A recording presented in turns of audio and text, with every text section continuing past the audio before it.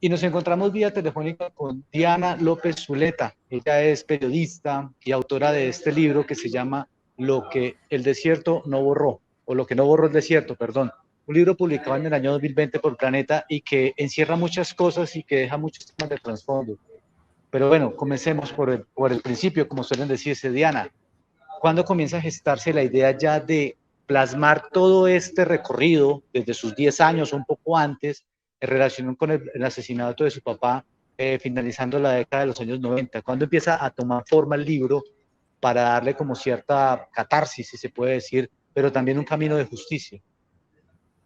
Bueno, yo siempre había pensado en que quería contar la historia y de hecho tuve como varios momentos a lo largo de la vida en que intenté contarla desde distintas formas, incluso escribiendo poemas, escribiendo a manera de relato o de cuento cuando estaba en el colegio y así, pero no tenía los elementos para contarla. Entonces, realmente el libro empezó a gestarse después de la condena del asesino a mi papá.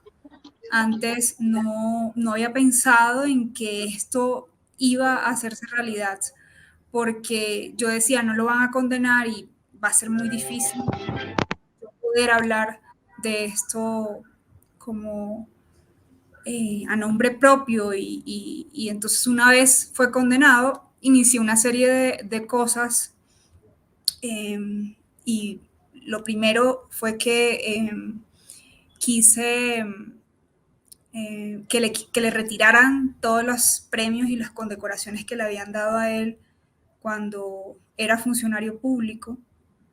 Entre esas, una que le dieron cuando asesinó a mi papá. Y bueno, y ahí comencé ya a pensar el libro ya de una forma más seria, más contundente. La forma como comienza el libro es tensionante, ¿no? Porque comienza casi como una especie de novela donde te vas a enfrentar a ese verdugo y no hay forma digamos, de tener las herramientas suficientes. Y ahí ya, digamos que ese arranque del libro nos conecta con lo que podría ser el resto de la historia, la comunicación que tiene con el señor Gonzalo Guillén, esperar a que llegue Juan Francisco, este señor gobernador, Juan Francisco Gómez, conocido como Kiko Gómez. Eso también, digamos, le da cierto arranque a la obra, engancha de principio a fin. ¿Logró usted, digamos, plasmar todo ese pensamiento que tenía? ¿Queda como satisfecha desde el comienzo también del mismo libro? Sí, la verdad es que fue un libro que pensé mucho y que diagramé, casi que lo mapeé, que dije, quiero comenzar aquí, quiero terminar acá, que estuve pensando a lo largo de 2 años y que siento que culminó y que recogió lo que yo quería. Claro que dicen por ahí, lo han dicho muchos autores, lo ha dicho Cortázar, lo ha dicho Vargas Llosa, uno nunca escribe lo que quiere, sino lo que puede, ¿no? Pero yo creo que estoy satisfecha con lo que pude plasmar allí. El señor Luis López Peralta, su padre, en el momento de ser asesinado, era concejal del municipio de Barrancas, donde era alcalde el señor Juan Francisco Gómez. Todo lo que usted narra de él en este libro también indudablemente lo conecta a uno con obras ya un poco más de la literatura, no tanto del periodismo como El olvido que seremos. ¿Puede quizás este libro u otros similares que le sirvieron como de referente para llevarlo a cabo? No, El olvido que seremos lo leí muchos años atrás, antes de que escribiera este, pero yo no había leído un libro en el que, bueno, hay muchos libros sobre el padre, pero no hay uno en el que se haya llevado como a la condena final del asesino. O sea, no había un libro de ese estilo, digamos, en cuanto a libros del padre, porque sí hay muchos libros de procesos judiciales y ese tipo de cosas. Más bien diría que sí me influyeron libros de periodismo narrativo como El adversario de Manuel Carré, me sirvió como referente Truman Capote, como ese tipo de narración y la ficción, creo yo. Sin lugar a dudas, cuando uno termina de leer el libro, y le confieso que a personas con quienes lo socialicé, uno logra conectarse y estremecerse en ciertos fragmentos de la obra, porque se siente también como la soledad suya en esa gesta, una soledad familiar también, digamos que con alguna razón, porque no me quiero imaginar cómo es ese miedo que se siente en este tipo de poblaciones, como donde la ley del más fuerte, en este caso del victimario. Bueno, sí, es complicado como crecer en una familia donde, o crecer en un país o en un pueblo, porque también, digamos que esta es la réplica eh, de muchos pueblos que vivieron también lo mismo y hay miles de historias como estas en que los niños se quedaron huérfanos. De hecho, en el libro yo narro como varios casos de compañeros del colegio en que también les mataron el papá, le mataron a la mamá. Entonces, sí, creo que es como ese panorama que nace de algo particular y se refleja en todo el país.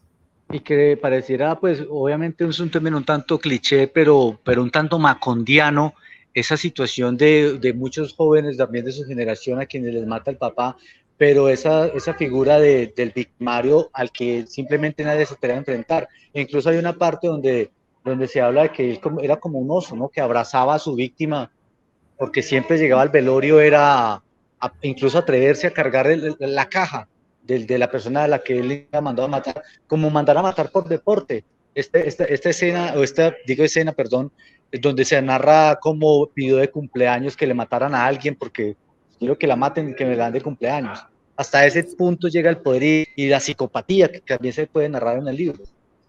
Sí, es increíble que este personaje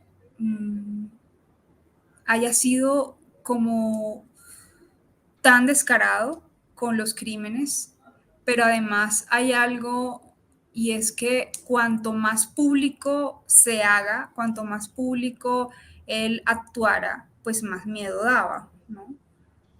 Haciéndolo desde el poder, usando artimañas criminales desde las mismas instituciones del Estado, cooptándolas. Eh, y bueno, y también ese comportamiento en que uno creería que cuando uno comete un error, incluso tiende a esconderse, este no, este iba al velorio de la víctima, es como, o sea, eso producía más miedo aún, ¿no? Como, ¿cómo te atreves? Y es claramente un rasgo psicopático. En algún momento, Diana, usted pensó en que la justicia no iba a darle a hacer eso, a darle una respuesta favorable a lo que usted buscaba.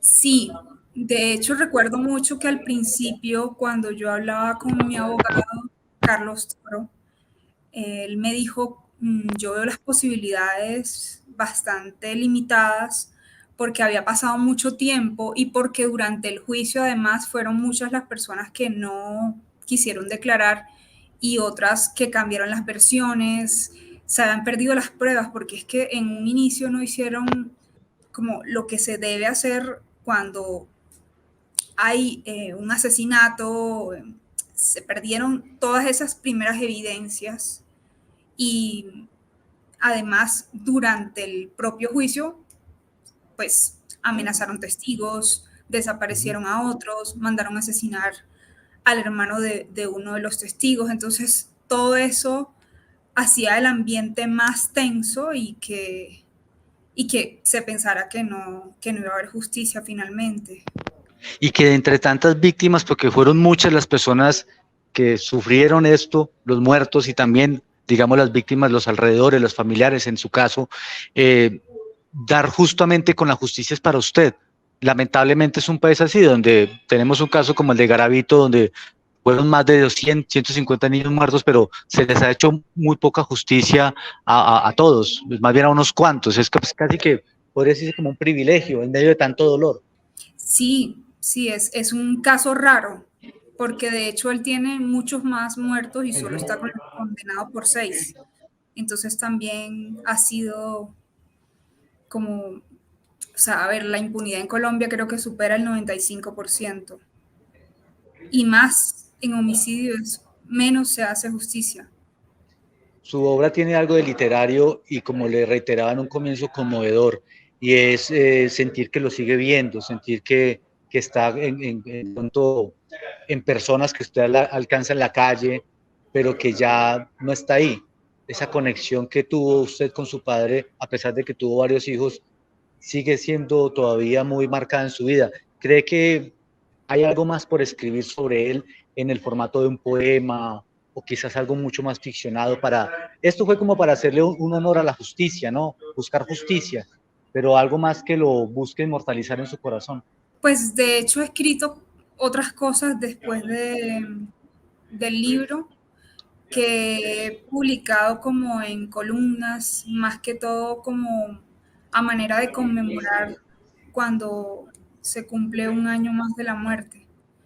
Pero yo creo que el libro ya en sí es una historia que está completa, inclusive lo que ha pasado después, porque siempre pasan cosas con el asesino que se quiere salir de la cárcel, que quiere buscar mecanismos para que lo acepten en una jurisdicción como la JEP, que sus delitos no tuvieron nada que ver con el conflicto. Pero pues, yo creo que la historia ahí ya está como... O sea, la Este, historia, más que un homenaje, ya es una historia como circular, que se cerró en un punto. y que tiene todos los elementos de una obra de ficción, pero obviamente llevada en el periodismo narrativo. Cuando narra usted este instante en el que él básicamente está celebrando que va a salir de la cárcel y vuelve otra vez a otra captura porque estaba incluso pensando en salir del país. Esos momentos usted cómo los vivió en el instante en el que estaban ocurriendo. Bueno, pues con mucha desconfianza de que se iba a salir con la suya, como siempre lo hacía. Y también desconfianza hacia la justicia, ¿no? Porque como siempre lograba comprar a jueces y fiscales, yo decía, también lo hará con los de Bogotá. Y bueno, el tiempo mostró que no fue así, ¿no? Incluso recuerdo, y eso lo cuento ahí en el libro, la escena del día en que yo conozco al fiscal, que yo le digo, ¿quién me garantiza que usted, yo saliendo de aquí, usted va a llamar aquí? Me dijo, ¿y quién me garantiza que usted no va a hacer lo mismo? O sea, la desconfianza era tanto en él como en mí, como víctima además. Diana, ¿qué ha pasado después de escribir el libro hasta ahora? Pues casi 3 años, pero me refiero en el tema de las emociones, porque no fue fácil escribirlo. De hecho, usted lo narra, problemas que le fue acarreando esto, aparte de los problemas emocionales, y esa zozobra de sentirse amenazada ha disminuido un poco, se ha sentido más tranquila, por lo menos en su seguridad, en su seguridad. No, la verdad no, el libro me puso mucho más en riesgo. Supe de planes para atentar contra mí, todo eso está en manos de la fiscalía, yo tengo esquema de protección, aún hoy. Ya ha pasado mucho tiempo, ya era para que no tuviera que andar con nadie escoltándome, pero definitivamente el riesgo no ha bajado, sino que aumentó. Eso en cuanto a la seguridad. Y en cuanto al tema emocional, ya esos son huellas imborrables, ¿no? Porque escribir el libro también fue un proceso muy doloroso. Me imagino que sí, que tuvo que haber sido Sí, volver a recordar todo para poderlo reconstruir. sí, muy, muy, muy doloroso, porque claro, sí, es revivir, pero además también como entender y ese proceso de entender pasa porque pues, todas las emociones afloren en la piel y que a la vez puede ser también muy sanador, ¿no? Sin buscarlo, pero el poderlo comprender ayuda a sanar. Queda como entonces en una especie de limbo, porque se quita un peso de encima, pero de una u otra manera quedan como las huellas. Sí, pues es que yo creo que realmente el trauma no se borra, ¿no? Como son heridas que están ahí muy presentes y que siempre me van a acompañar. Y además no quiero que se borren, o sea, porque voy a querer como que no me duela. O sea, me sentiría muy rara si en mi vida ya no estuviera mi papá presente, así sea como esa sombra, porque obviamente ya he vivido muchos más años de lo que con mi papá. los recuerdos que yo tengo de él ya son muy pocos, ¿no? Todo eso va cambiando, se va borrando, pero igual está como muy presente, como alguien que me acompaña. Su libro es uno de estos documentos que con el tiempo van adquiriendo un valor histórico, sobre todo en el ámbito del periodismo. Hay algo que en Colombia todo se soluciona de la misma manera que se soluciona allá, a balas. Me matas a mi familiar, yo te mato el tuyo. Así surgieron muchos de los bandoleros, muchos de los paramilitares. Llegaron ahí porque buscaban, digamos, algo de venganza. Lo suyo fue un poco más de justicia, un camino muy poco recorrido, de creer, de apostarle y escoger el arte, en el caso del periodismo literario, para poder encontrar esa justicia. Invitaría a usted a otras personas a que siguieran más bien esto, que no es fácil, por supuesto que el recorrido no es fácil.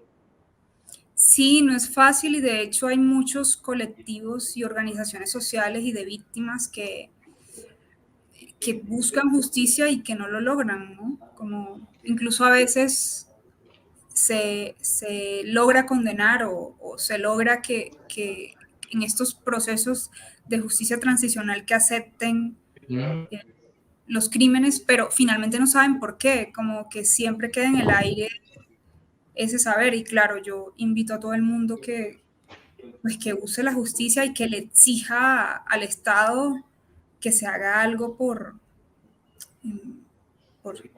la muerte de sus familiares o cual sea el delito. Es más importante. Es que yo creo que sin justicia no se va a lograr ni siquiera la paz. O sea, es el eje fundamental de todo, ¿no? En esta parte del país, en La Guajira, especialmente en Barrancas, la situación sigue igual, es decir, otro Gamonal a heredar, digamos, la parte malévola del señor Juan Francisco Gómez. No hay otro como él en este momento, pero las tácticas políticas para llegar al poder y eso, pues siguen estando iguales allí, así como en otros departamentos de Colombia.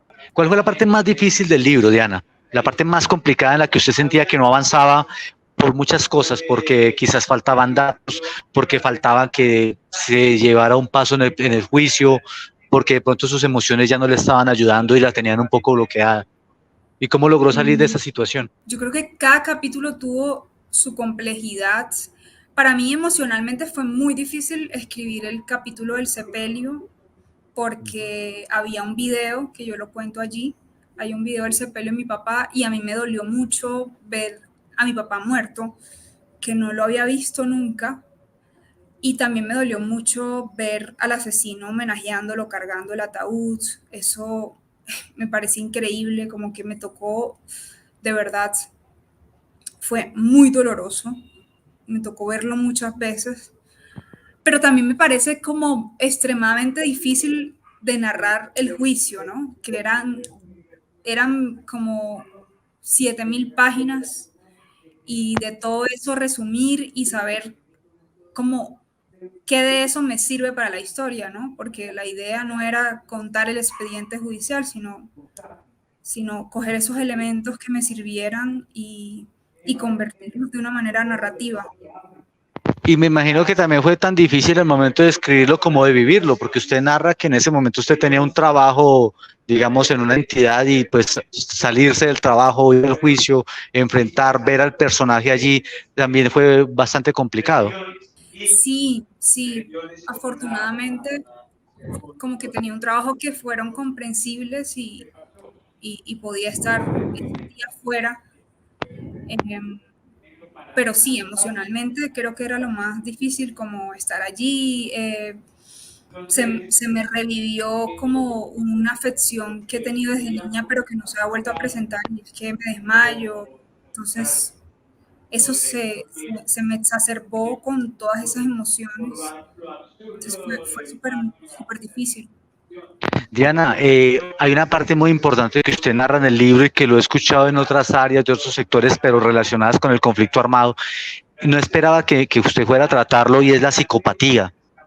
Usted buscó como en cierta manera que perfilasen al señor Juan Francisco Gómez y básicamente un diagnóstico podría ser ese, como un psicópata, pero no solamente él, sino que me pareció verla, me sabrá corregir en el personaje que usted visita en la cárcel, como el tipo saca una libreta y como mirando una lista del mercado, como quien va a comprar huevos al supermercado, ve si está o no ahí chuleando.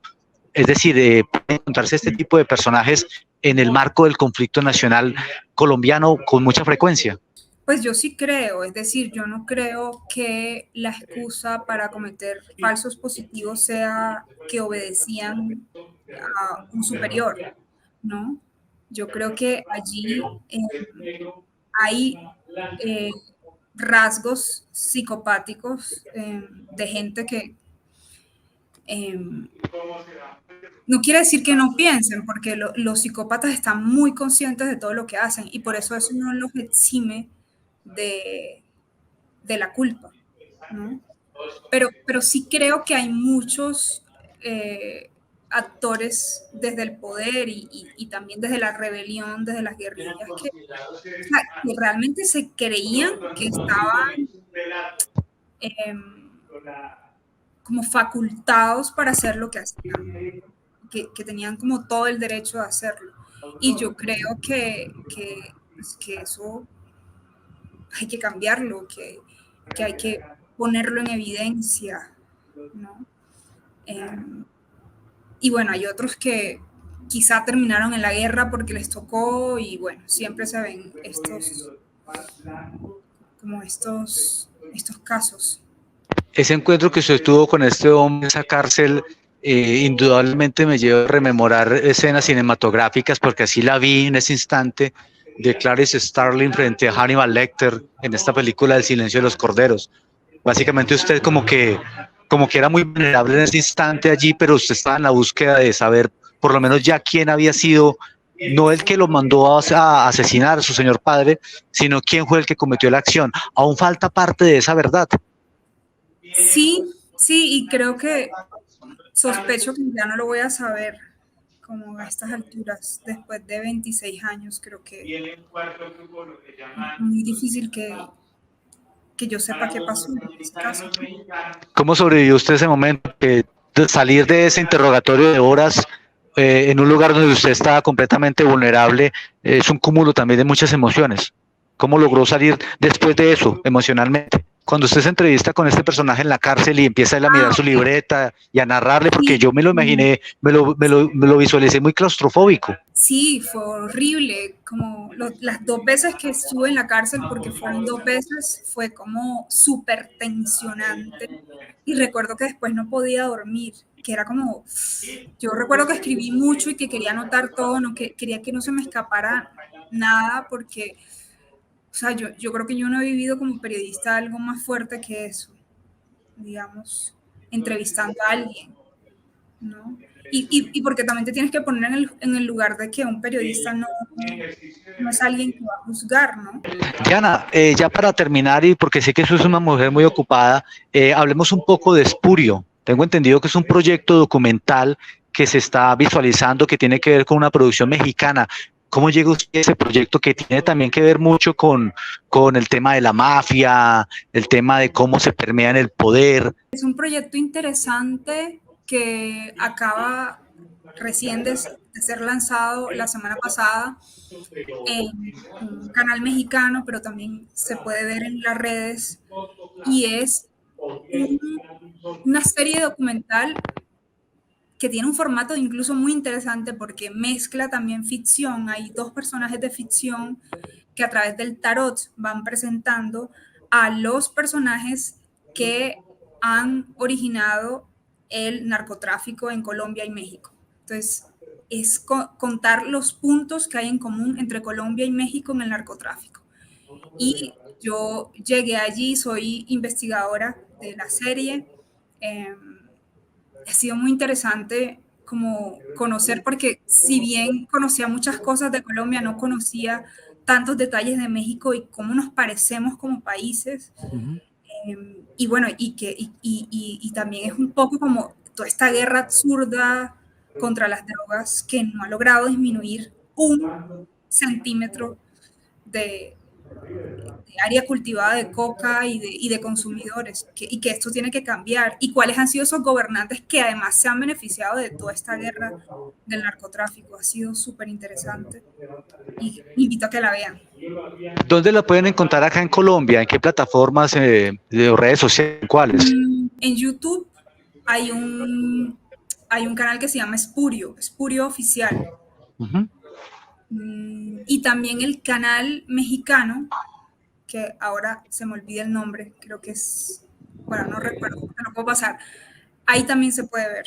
¿Fue tan peligrosa esta investigación para este producto como la que pudo haber vivido para el tema del libro Lo que no borró el desierto, en relación a los personajes tan peligrosos y tan, digamos, horripilantes con los que se tuvo que enfrentar?